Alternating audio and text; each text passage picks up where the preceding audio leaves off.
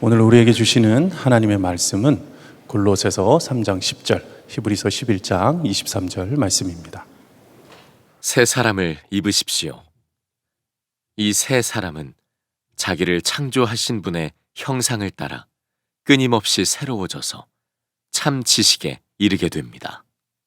모세가 태어났을 때에 믿음으로 그 부모는 석 달 동안 아기를 숨겨두었습니다. 그들은 아기가 잘생긴 것을 보았기 때문입니다. 그들은 왕의 명령을 두려워하지 않았습니다.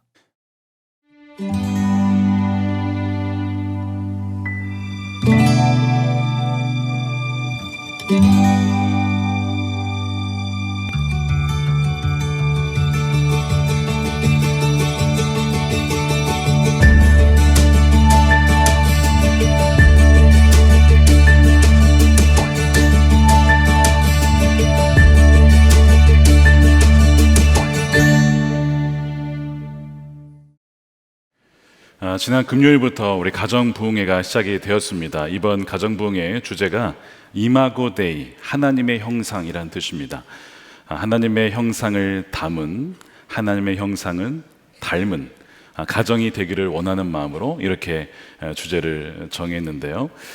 오늘은 부모에 대한 말씀을 나누려고 합니다. 정말 이 세상에 모든 우리 부모님을 주님의 이름으로 사랑하고 축복합니다. 우리 부모님으로 인하여서 우리가 존재할 수 있었고 하나님의 사랑을 깨달을 수 있었기 때문입니다. 부모가 되어서 자녀를 기를 수 있다는 것은 참으로 귀한 특권이죠. 그러나 자녀를 기르는 것은 쉬운 일은 결코 아닌 것 같습니다. 지난 월요일 근로자의 날이었는데요. 일하신 분도 계셨겠지만 쉬는 분도 계셨을 겁니다. 저도 쉬는 날이어서 마침 그날 막내가 초등학교 운동회를 한다고 해서 참여해야겠다. 한국 와서 첫 운동회니까 가서 같이 좀 뛰어줘야겠다라고 생각을 했는데 그날 지방교육조회가 있는 겁니다. 쉬는 날 왜 그런 걸 하는지 감리사님께서 처음 되시고 본인 교회에서 회의를 하시길래 또 빠질 수가 없어서 오전에 결국 운동회를 가지 못했습니다. 그래서 오전에 회의에 참석을 하고 예배를 드리고 양해를 구하고 식사를 하지 못한 채 급히 학교로 달려왔어요. 이미 오전 시간 다 지나가고 점심 시간도 거의 다 지나갈 때쯤이었습니다. 오후 시간은 이제 2개의 시간이 남았는데 하나는 공 던지기, 부모님과 함께하는, 또 하나는 계주가 남은 겁니다. 공 던지 시간에 열심히 가서 막내 아들에게 도장을 찍고 그 다음에 함께 공을 던졌습니다. 이겼습니다. 네. 그리고 나서 나중에 이제 그 계주하는 것도 보고 그리고 집으로 돌아왔어요. 나중에 이제 막내가 돌아왔길래 오늘 아빠가 가서 좋았어? 라고 물어보니까 대답이 그게 아닌 겁니다. 표정이 어두워요.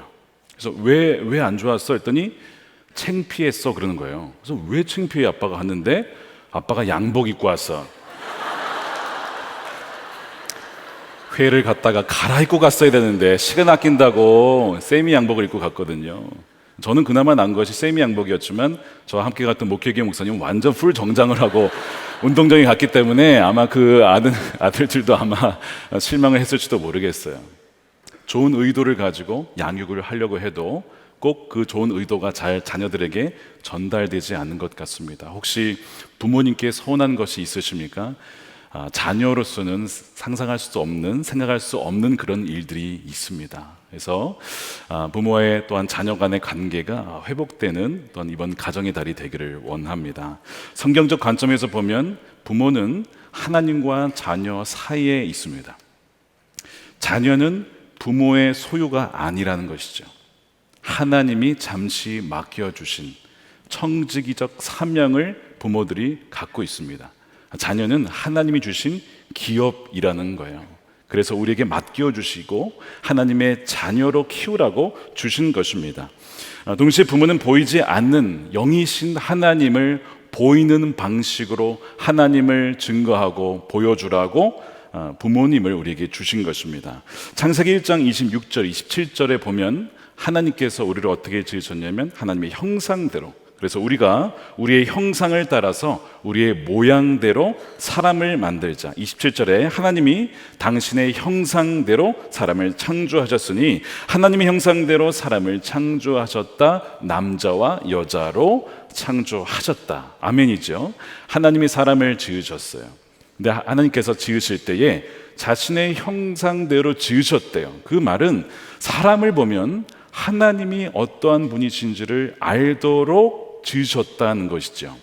그래서 사람을 보면 하나님의 모습을 알게 되고, 그래서 사람은 하나님께 경배하면서 동시에 세상에는 하나님이 살아계시다라고 하는 그것을 증거할, 반영시킬 어떤 사명이 우리에게 있습니다. 그래서 우리는 거울과 같은 존재예요.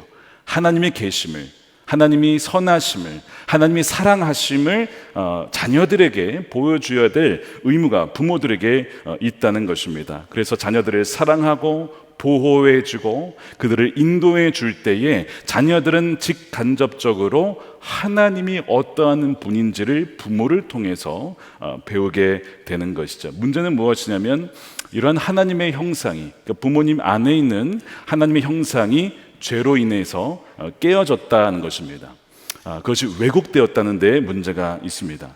이 죄라고 하는 것은 하나님을 떠나서 스스로 인간이 하나님이 되고자, 신이 되고자 했던, 결국 자신을 가장 귀하게 여기고 신처럼 여긴 그 우상을 숭배하게 됩니다. 성경의 우상은 눈도 없고 코도 없습니다. 맡을 수도 없고 볼 수도 없고 들을 수도 없어요.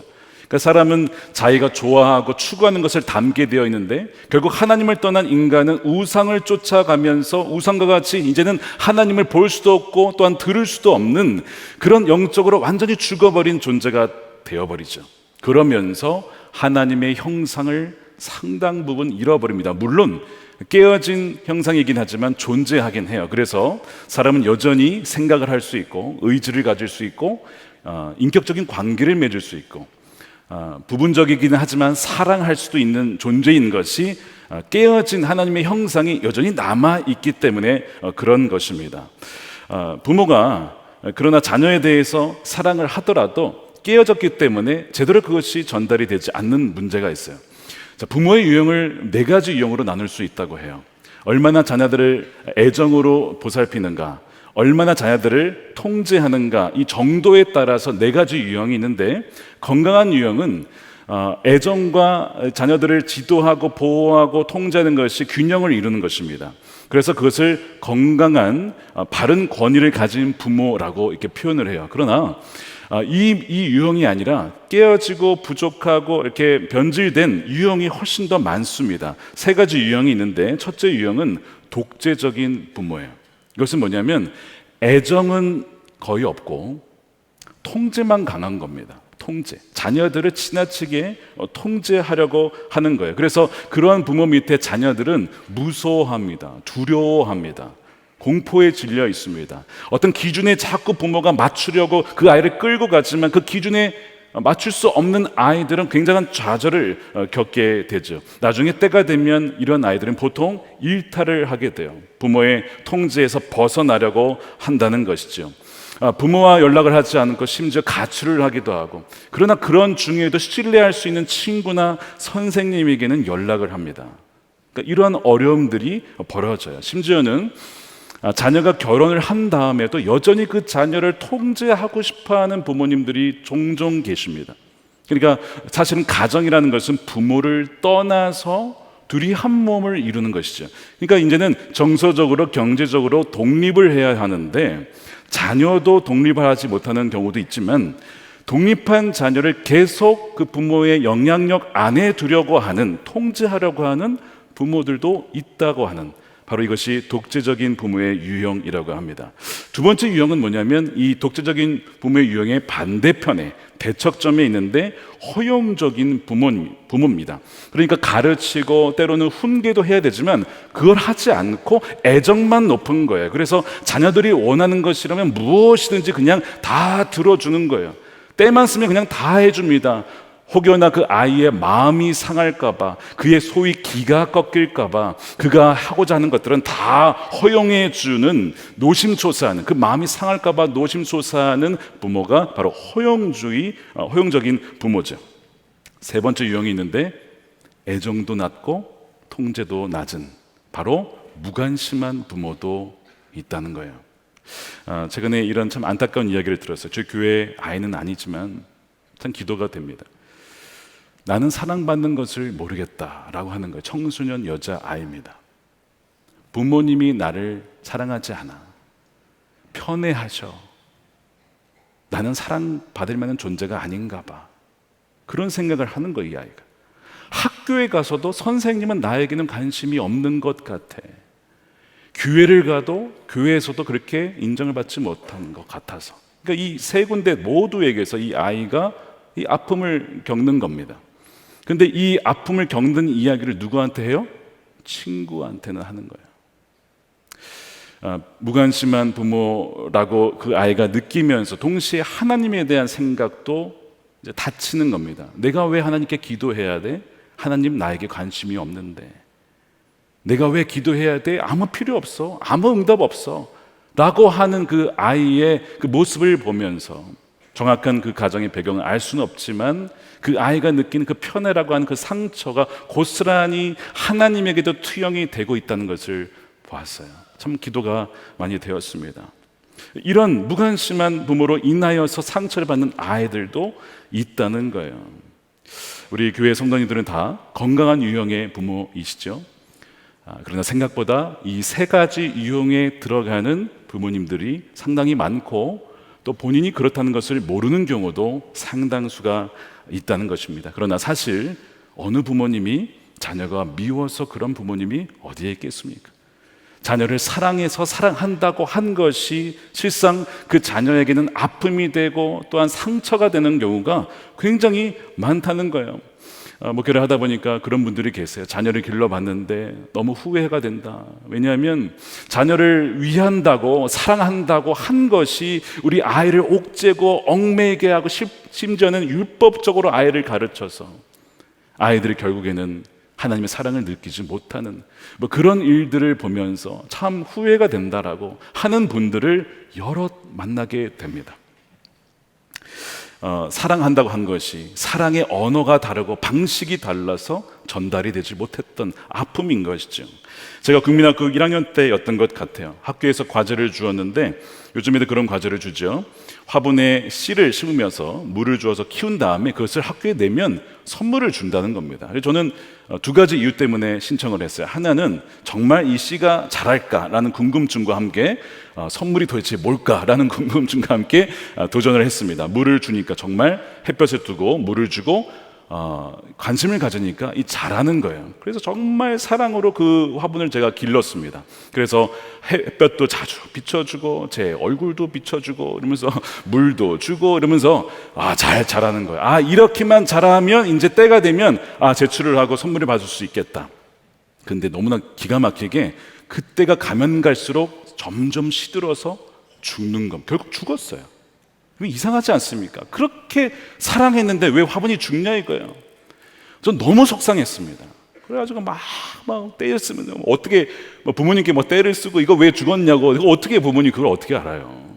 그 당시에는 이유를 몰랐는데 여러분 이유가 뭔지 아십니까? 너무 사랑해서 물을 너무 많이 줬어요. 뿌리가 썩은 거죠. 그걸 압니까? 나는 사랑해서 한 건데 화분의 입장에서는 너무 습해서 결국 죽어버린. 우리가 웃었지만 이런 경우가 우리 가정에 얼마나 많은지 몰라요. 부모가 자녀를 사랑하기 때문에 다 자신의 손안에 두려고 합니다. 통제하려고 합니다. 모든 것을 다 자기가 알아서 해주려고 하다 보니까 아이들은요 숨이 막히는 거예요. 살 수 없다고 느끼는 겁니다. 부모의 그 통제를 사랑이라고 해석할 수 있는 그 능력이 아이들에는 아직 없는 것이죠. 잘하면 나중에 그것이 사랑이었구나. 사랑해서 그런 것이가 그렇게 해석이 되지만 어린 아이들, 청소년 시기 아이들은 그것을 그렇게 해석하지 못한다는 것입니다. 지난 금요 성령 집회 때 남자 권사님 귀한 간증을 해주셨는데 많은 분들이 듣지 못해서 제가 다시 한번 소개를 하려고 해요. 이분이 아들만 4명입니다. 첫째 아들이 참 순하고 순정적인 그런 아이였어요. 초등학교까지 말씀 암송하고 성경 필사하고 정말 부모님 말씀이라면 그렇게 잘 따라왔던 그 아이인데 중학교 넘어가면서 이 아이가 변하기 시작하죠. 그때 가면 아이들이 정말 그 아이가 맞나 싶을 정도로 아이가 바뀌잖아요. 그러면서 어느 때는 이 아들이 어머니를 힘으로 제압을 한 때가 온 겁니다. 이제 엄마의 말을 듣지 않아요. 굉장히 자신의 무력으로 엄마를 제압을 합니다. 아버지가 그것 때문에 화가 나서 그 아들을 무력으로 또한 제압했던 일이 있었고, 그 이후로 이제 계속 그와 비슷한 사건들이 연속해서 벌어지게 되는 겁니다. 3년 전에 코로나 시기에 온라인 예배를 드릴 때 일이었는데, 온라인 예배에서 이제 온라인 예배 드리는 태도를 얘기를 하면서 소파에 누워서 무엇을 먹으면서 누워서 예배를 드리는 건 아닙니다, 그런 분은 없죠 했는데, 그 아이가 정확하게 그때 그런 예배를 드리고 있었다는 거예요. 똑바로 앉아서 예배 드려 라고 했지만 말을 듣지 않는 아이, 누워서도 잘 들리는데 뭐가 문제냐 라고 하는 그 아들의 그 이야기, 그 말에 평소에 눈에 가시 같았던 사춘기 아들의 행실과 말투에 쌓였던 그 마음이 폭발합니다. 자신도 모르게 그 아버지가 아들의 멱살을 잡은 거예요. 그리고 그 예배를 드리던 그 아들은 순식간에 아버지로부터 멱살 잡힌 분 계십니까? 흔치 않은 일이죠. 아들을 위하여서 한 일, 제대로 예배를 드렸으면 하는 마음으로 한 일이 결국에는 아들의 멱살을 잡게 되는 거예요. 그러면서 이러면 나 이제 예배 안 드려줄 거야 라고 하면서, 안 드려준다고? 너 그러면 부모님 때문에 나 때문에 예배 드려준 거야? 그럴 거면 예배 드리지 마, 하지 말아야 될 말을 하게 됩니다. 그 이후로 아들이 엇나가게 되죠. 오늘 갔더니 방에 있던 십자가 창밖으로 던져버리고, 말씀 액자들 다 쓰레기통에 넣어버리고, 소셜 계정에는 예수님을 저주하는 그런 것들로 싹 도배를 하고, 부모님에 대한 저항입니다. 아들이 그렇게 도무지 그 순종적인 아들이라고는 믿어지지 않을 정도로 너무나 변해버린 거예요. 얼마나 그 부모님이 눈물로 그 아들을 위해서 기도했을까. 아들의 신앙을 완전히 버린 것입니다. 근데 이 이야기가 이 가정의 이야기만은 아닐 겁니다. 믿는 가정의 상당 부분, 많은 가정이 부모님은 믿지만 자녀는 떠나간 그런 가정들이 상당히 많아요. 멱살을 잡지는 않았지만 신앙적으로 아이를 키우려고 하다가 소리를 치고 분노하고 말로 아이들에게 상처를 주는 그런 일들이 얼마나 많은지 모릅니다. 사실 사랑하지 않아서 그런 겁니까? 여러분, 사랑해서 그런 거예요. 사랑하지 않으면 무관심하게 그냥 내버려 두겠죠. 방치하겠죠. 사랑하니까 그 아들이 하나님 앞에서 예배를 제대로 드리기를 원하는 마음에 그렇게 한 것인데, 결과는 멱살이었고 결과는 아이가 완전히 떠나가게 되는 그런 안타까운 일이 벌어지게 된 것입니다. 너무 사랑한 것이, 혹은 그 사랑의 언어가 너무나 달랐던 것이죠. 아들은 그러면 부모님을 사랑하지 않을까요? 사랑하겠죠. 그러나 그 결과는 너무나 좋지 않았습니다. 왜 이런 일이 벌어질까요? 우리 안에 형상이 깨어지고, 우리가 이 정말 타락한 이 세상 가운데 살고 있으며, 동시에 이 세상의 공중 권세 잡은 악한 영이 틈만 나면 가정을 무너뜨리라고 호시탐탐 기회를 노리고 있기 때문에 그렇다는 것입니다. 그런데 오늘 말씀을 읽어보니까 기쁜 소식이 있어요. 깨어진 형상을 회복할 수 있다는 거예요. 깨어진 가정, 깨어진 부모와 자녀의 관계가 회복될 수 있다는 것입니다. 잃어버렸던 그 형상이 바로 예수님으로 말미암아 회복된다라는 그 놀라운 약속의 말씀을 하고 있어요. 우리가 복음을 듣고 예수님을 구세주로, 구주로, 왕으로 영접하게 되면 이제는 우리 안에 계신 분이 주님이시기 때문에 잃어버렸던 그 형상이 회복이 됩니다. 왜냐하면 예수님은 보이지 아니하는 하나님의 형상이기 때문에 그래요. 골로새서 1장 15절 말씀 함께 읽어보겠습니다. 그 아들은 보이지 않는 하나님의 형상이에요. 그러니까 우리 안에 계신 주님이 드러나게 되면 바로 부모님을 통해서 누가 드러나냐면 예수님이 드러나면서 자녀들이 부모님을 보면 하나님의 형상을 보게 됩니다. 하나님이 계시구나, 하나님의 사랑이 있구나, 하나님의 그 긍휼하심이 있구나 하는 것을 부모를 통해서 깨닫게 되고, 배우자를 통해서 또한 하나님을 알게 되고, 이런 일들이 된다는 것, 벌어진다는 것입니다. 회복의 역사죠. 그래서 골로새서 3장 10절 말씀에 이렇게 되어 있습니다. 새 사람을 입으십시오. 이 새 사람은 자기를 창조하신 분의 형상을 따라, 하나님의 형상을 따라 끊임없이 새로워져서 참 지식에 이르게 됩니다. 여기서 말하는 새 사람이 바로 하나님의 형상이 회복되는 사람이죠. 이것은 거듭난 이후에 계속해서 예수님을 닮아가는 모습으로 변화되는 거예요. 그래서 어제보다 오늘이, 오늘보다 내일이 더 그리스도에 가까운 모습으로 변화되는 것입니다. 이런 은혜가 여러분들에게 있기를 축복합니다. 그리스도의 형상이 이루어지게 되면 가정이 회복되는 것이죠.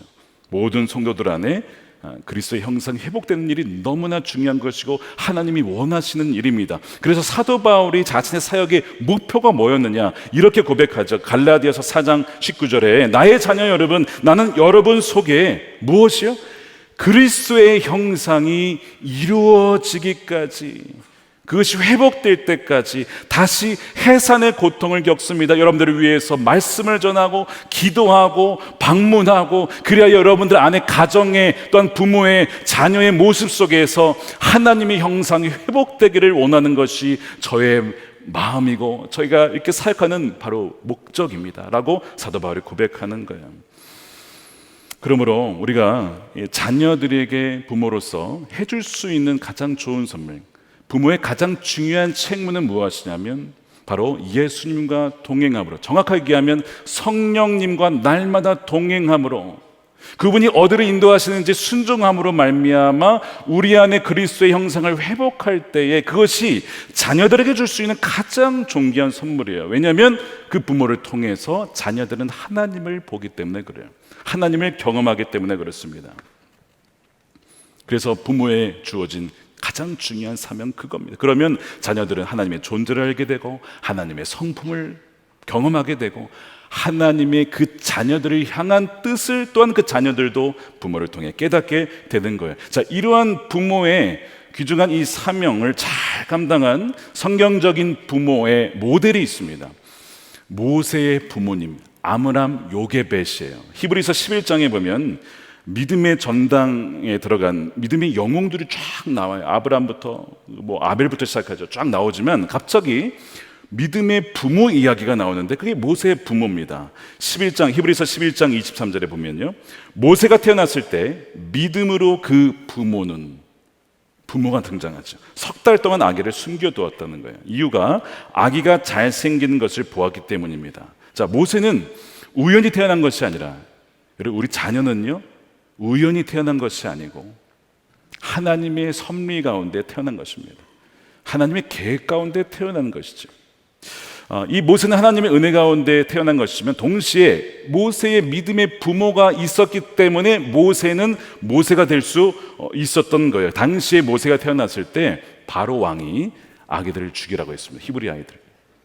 그런데 그때에 이 믿음의 부모였던 이 아므람과 요게벳은 목숨을 걸고 이 아이를 지켜내죠. 발각되면 다 죽을 수도 있었지만 목숨 걸고 이 아이를 지킵니다. 그 이유가 뭐냐? 이렇게 되어 있어요. 아이가 잘생긴 것을 봤기 때문이다. 이것은 단지 내 아이가 너무 예쁘다, 너무 잘생겼다, 이렇기 때문에 지켰다는 뜻이 아닙니다. 왜냐하면 이 동일한 말씀을 사도행전 7장 20절에 스데반이 설교를 하면서 이렇게 얘기를 해요.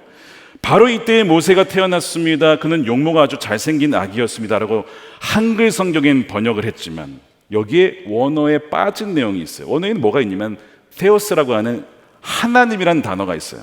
그래서 그것을 영어 성경은 정확하게 번역을 했습니다. 번역하면 이런 겁니다. 그는 하나님의 보시기에 아름다웠습니다. 하나님의 시선으로, 하나님 관점에 보기에 너무나 아름다운 아기였기 때문에 그 부모는 이 아이를 지켜냈다라고 말씀을 하는 거예요. 다른 어떤 번역에서는 이 아이는 보통 아이가 아니었다, 이렇게 번역을 했어요. 하나님의 존귀한 자녀임을 알았다는 거예요. 이것이 이 모세 부모의, 믿음의 부모의 선택이었고 분별이었습니다. 지난 전도 집회 때 루카스, 이런 내용이었죠. 장애를 가진 부모님의 아이로 루카스가 태어나요. 그 루카스도 장애를 갖고 태어나서 의사소견은 15분 만에 죽을 거다. 그러나 기적적으로 며칠을 더 살게 됩니다. 그런데 이 루카스는 역시 장애를 안고 태어났어요. 사람들이 보기에는 뭐라고 할 수도 있죠. 그 아이가 뭘 할 수 있겠는가. 근데 부모님, 그 루카스의 부모님은 그 루카스를 너무 귀하게, 우리에게 주신 하나님의 선물이야, 루카스야, 내가 너와 태어나서 너무나 기뻐. 단지 외모로, 그 아이의 어떤 모습으로 아이를 사랑하는 것이 아니라 하나님의 시선으로, 하나님의 관점으로 그 아이를 보면 너무나 존귀한 아이임을 보게 되는 것이죠. 바로 그 관점이에요. 모세의 부모님은 바로 그 관점으로 모세를 본 것입니다. 그래서 이것이 보통 아이가 아니라는 것은 세상에서 뛰어난 아이가 된다, 이런 개념이 아니에요. 세상에서 봤을 때는 평범해 보일지 모르지만 하나님 나라에서 너무나 존귀한 아이임을 알았기 때문에 이 아이를 지켜내야겠다라고 했던 것이죠. 이런 눈을 가진 부모님의 특징이 있습니다. 23절에 히브리서 11장 23절에 세상을 두려워하지 않는다는 특징이 있어요. 사람은요, 어떤 동기를 가질 때 두려움 때문에 움직이는 경우가 상당히 많습니다. 그러니까 지금 이들은 왕의 명령을 두려워하지 않고 지켜냈는데 상대적으로 많은 부모님들이 두려움 때문에 아이들을 몰고 갑니다. 소위 이 애굽은 세상을 상징하죠. 악한 세상, 타락한 세상, 제도화된 세상, 아이들을 무한 경쟁 사회로 몰고 가는 세상을 상징합니다. 거기에 이끌고 가는 왕이 바로 왕이에요. 거기에 순응하지 않으면 아이들은 죽는 거야, 뒤처지는 거야, 무한 경쟁 사회에서 떨어지게 되는 것입니다. 많은 부모님들이 이것이 두려워서 어떻게 하죠? 아이들을 무한 그 경쟁 시스템에 들어놓고 소위 돌립니다. 어린 시절부터 돌아다니는 거예요. 부모님과 함께 할 시간도 별로 없고, 믿음 생활할 시간도 별로 없고, 가정에서도 기도할 시간 더더욱 없고, 그렇게 돌아가면서 아이들은 자라가게 돼요. 애굽이라고 하는 짜여진 세상의 시스템 안에 적응하지 못하면 뒤처지니까, 성공의 사다리에 올라타야 되니까, 남들보다 앞서서 더 높이 올라가야 되니까, 그렇지 않으면 잊혀질까봐, 세상에서 처질까봐 두려운 것입니다. 그래서 그 결과는 아이들을 다그치고 화를 내기도 하고, 너는 왜 그렇게 그거밖에 못하는 거야, 다른 아이 누구는 그렇다더라, 비교를 하면서 그 아이를 억압하지는 않습니다. 그 마음에 뭐가 있는 겁니까? 두려움이 있는 겁니다. 여러분 마음에는 무엇이 있습니까? 두려움 때문에 그 아이들을, 하나님이 우리에게 맡겨주신 하나님의 자녀, 하나님의 시선을 보기에 너무나 존귀한 그 자녀를 세상의 자녀로 지금 만들어가고 있는 것은 아닌가. 사랑한다고, 사랑해서 살아남게 하기 위해서 한 것인데 실은 그 아이들을 죽이고 있는 것 아닐까. 근데 이 모세의 부모는 어떻게 했다고요? 왕의 명령을 두려워하지 않았다는 것입니다. 왕의 명령, 세상의 시스템, 세상의 무한 경쟁 두려워하지 않아요. 왜냐하면 진정 그 아이를 주관하는 분은 누굽니까? 하나님이심을 분명히 알기 때문에 그래요. 두려워할 자를 두려워하는 것입니다. 하나님을 경외하는 것입니다. 그렇기 때문에 그 부모는 그 모세를 그 믿음으로 길러내게 된 거예요. 그래서 보호를 하죠. 그러나 일정 시간이 되면 결국에는요, 부모는 그 아이를 내가 다 기를 수 없음을 알아요. 하나님께 그 아이를 이제는 완전히 맡겨야 될 때가 옵니다.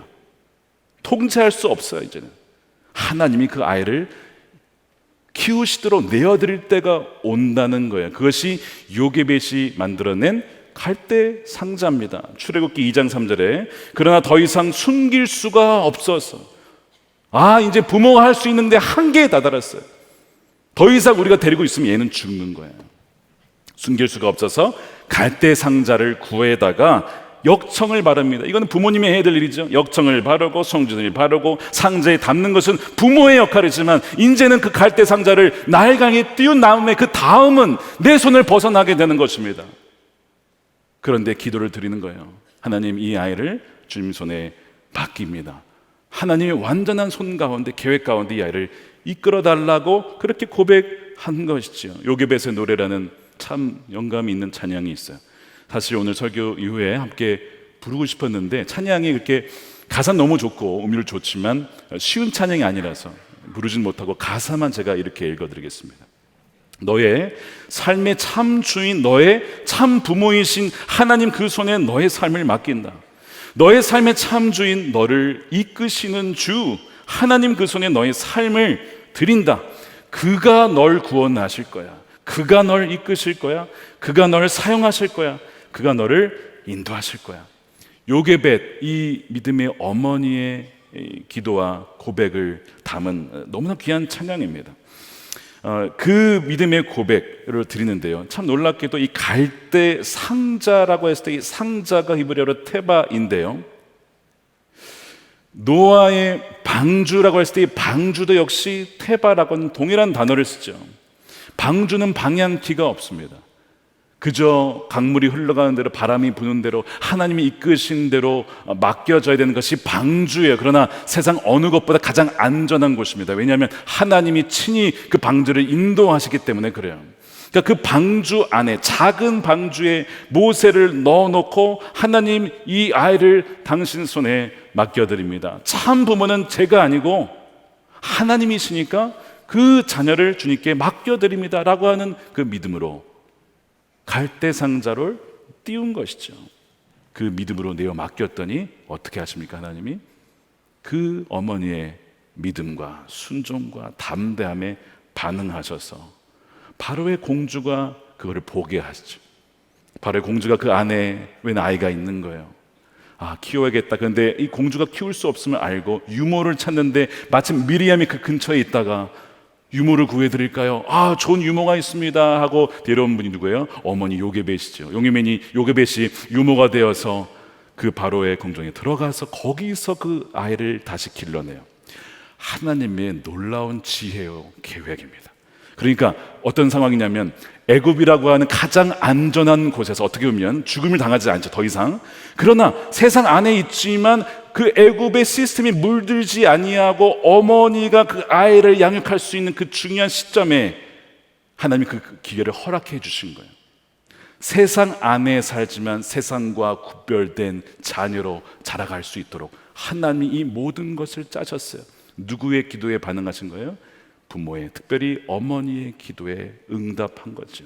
그렇게 모세는 자라가서 이집트의 왕자라고 불리지만 그거를 거절합니다. 애굽의 모든 보화를 거절하죠. 히브리서 11장 25절에 잠시 죄의 향락을 누리는 것, 얼마든지 애굽에서 살 수 있었습니다.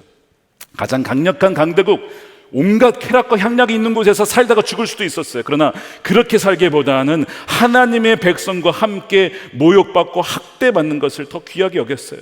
26절에 그리스도를 위하여 받는 모욕을 이집트의 재물보다 더 값진 것으로 여겼습니다. 그는 장차 받을 상을 내다봤기 때문에 믿음의 눈이 열린 모세였습니다.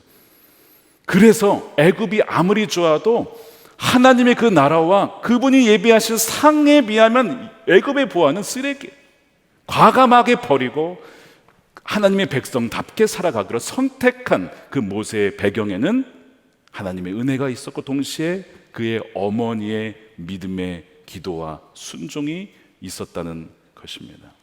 그 요게벳이 모세를 기르면서 어떻게 키웠겠습니까? 늘 그랬을 거예요. 모세야, 너는 하나님의 자녀다. 너는 하나님의 백성이야. 너는 하나님이 택한 자녀야. 하나님은 너의 이름 건짐을 받은 자, 이름대로 백성들을 구원하는 자, 홍해에서 건지고 애굽에서 건져내는 자로 하나님이 쓰실 거야. 너 아브라함이라는 분이 있었어. 우리의 조상인데 하나님이 약속하셨거든. 큰 민족을 이루고 땅을 주실 것이고 너로 말미암아 많은 민족이 복을 받게 하실 거야. 이 이야기들을 쫙 들려줬을 거야. 어린 시절에 가장 그 영향을 많이 받을 그 시점에 어머니로부터 하나님 이야기를 들으면서 정체성을 갖게 됩니다. 그래야 40세 되었을 때에 자기 동포를 향한 마음을 가질 수 있었던 이유는 바로 그 어머니가 어린 시절에 모세를 믿음으로 하나님의 이야기를 들려주면서 기도하면서 양육했기 때문에 그런 거예요. 그래서 그 애굽이라고 하는 거대 이 세상의 세속적인 시스템을 과감하게 거부하고 변혁시키는 하나님의 리더로 세워지게 된 것입니다. 이러한 은혜로 자라나는 여러분들의 가정의 자녀들이 되시기를 축복합니다. 만일 이 부모님이 세상을 두려워했더라면 모세는 모세가 되지 못했을 겁니다. 여러분, 무엇이 두려우십니까? 지금 무엇이 염려가 되십니까?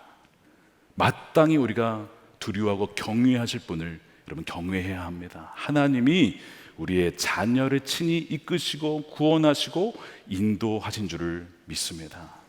사랑하는 여러분, 우리의 부모의 가장 1차적인 책무, 바로 주님과 동행하며 그리스도를 닮아갈 때 하나님의 형상이 회복됨으로 자녀들은 부모를 통해 하나님을 알게 된다는 것이죠. 아들의 멱살을 잡았던 그 권사님 간증은 현재 진행형이에요. 아들이 멱살을 잡은 이후에 너무나 많은 후회와 회개를 했다고 합니다. 이런 고백을 하셨어요. 나중에 깨달은 것은 자신이 그저 아들에게 예수님을 잘 믿는 사람으로 보여지기를 원했던 것을 깨달았습니다. 경건의 모양은 있지만 경건의 능력은 없는 껍데기 믿음의 아빠가 바로 저였습니다. 주님은 제 아들보다 더 악하고 추했던 저를 끝까지 사랑으로 무려 30년 넘도록 참고 기다려 주셨습니다. 그런데 저는 그 3년을 아예 3년을 기다리지 못했습니다. 주님은 저도 자녀를 용서하고 사랑하라고 말씀하십니다. 얼마 전에 그 아들이 엄마와 통화를 하면서 그런 얘기를 했다고 하죠.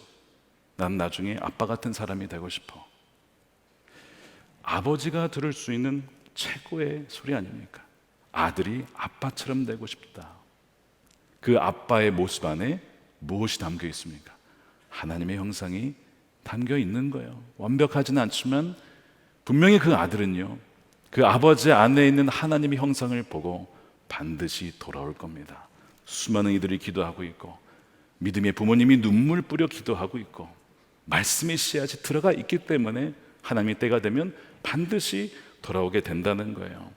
그 아버지 권사님의 마지막 고백이 참 귀합니다. 제가 이제 다시 예수님을 닮은 예수님을, 또한 예수님을 닮은 아빠의 모습으로 죽기까지 사랑하신 주님의 크신 사랑을 맡겨주신 그 아들에게 흘려보낸 통로가 되기를 원합니다. 예수님을 닮고 예수님을 담아내는 그런 아버지가 되기를 원한다라고 그렇게 고백을 하셨어요. 사랑하는 여러분, 우리 힘으로는 그리스도의 형상을 담아낼 수 없지만 이미 십자가를 통해서 우리를 구원하시고 우리 안에 와 계신 바로 주님의 형상은 성령을 통해서 날마다 나타나고 회복될 줄로 믿습니다. 그럴 때에 우리 가정이 회복이 되어지고 부모와 자녀 간의 관계가 회복되어지고 깨어졌던 우리 하나님의 형상이 다시 회복됨에 따라서 정말 천국과 같은 그런 가정이 되게 될 줄로 믿습니다. 이 시간 우리 함께 성찬을 받을 텐데요, 우리가 성찬을 받으면서 이 시간 기도하는 것은 이겁니다.